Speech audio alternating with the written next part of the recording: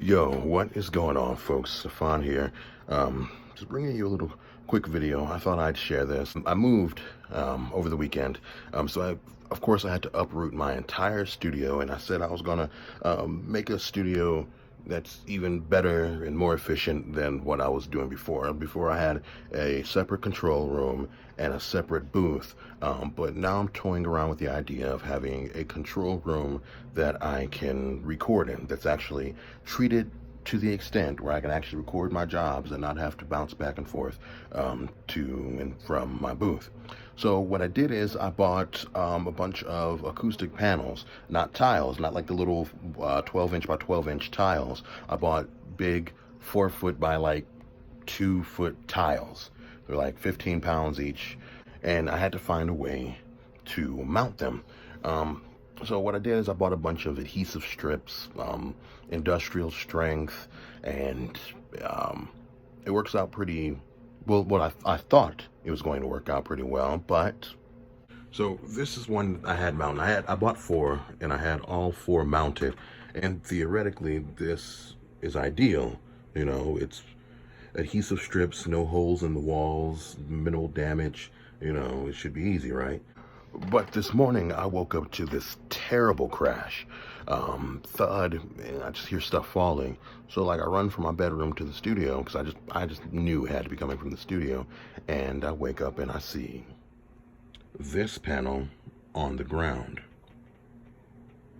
So it fell from this spot right here, and yes, that's damage from where the adhesive took the paint. So now I'm gonna have to try to fix that. And it actually fell right above my guitars, and this girl right here took the majority of the impact. And that's actually the 3rd time it fell. And actually I had 4 up. No, I got 3 of the 4 up, and 2 fell. I tried just the adhesive. I tried super gluing the adhesive to the actual panel, because you know a couple of times they fell. What happened was the panel came loose from the adhesive, so the adhesive would stay on the wall, but the panel would fall clean off the adhesive, period. You can actually see, hold on, that's the second one. You can actually see where the adhesive is fine, stuck on the wall, but it's it fell. And actually the 3rd time around I put T-pins in the adhesive to make it stick, to poke through to the actual panel, and it didn't work. Still didn't work. So needless to say, I'm very salty about that.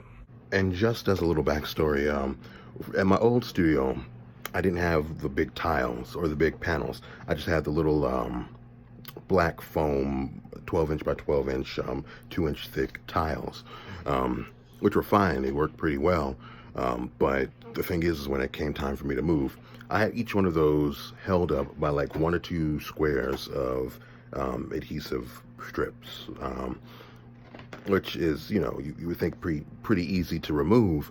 But what happened is literally I had about a couple hundred of these tiles across my room, throughout my booth, and when it came time to remove them, it was hell.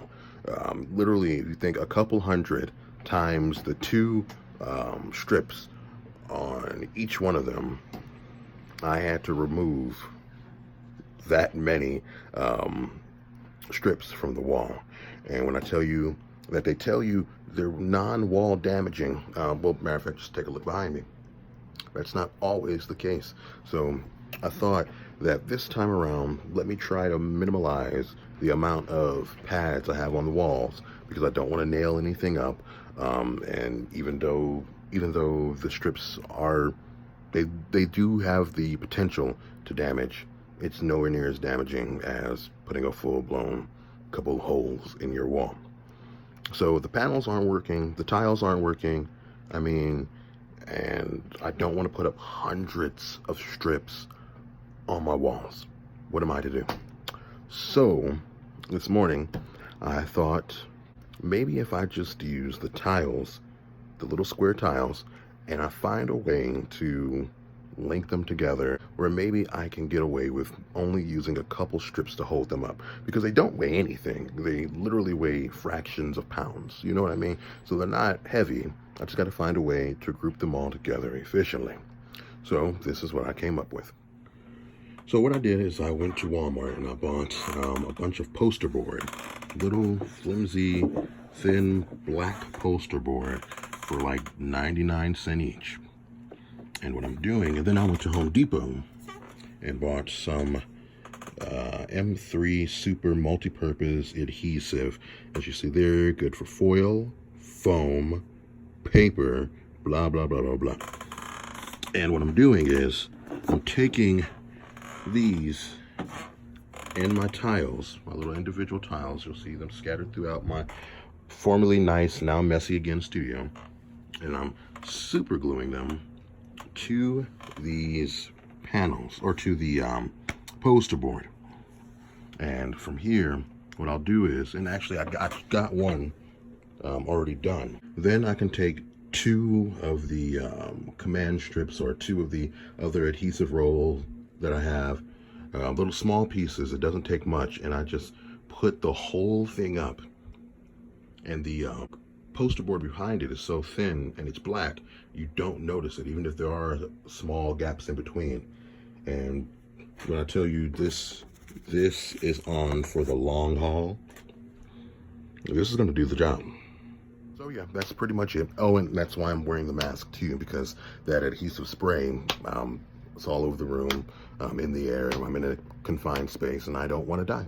So I hope someone gets some use out of this video. I figured I'd share. I figure it's a pretty common issue most of us are having when we're building our studio. So I hope it's useful, and that's it. Oh, and I forgot to mention, because I know some people are going to wonder and ask, I'm still keeping the big panels. I'm just going to rest them on the floor, and they'll treat from the floor, just standing them up against the wall.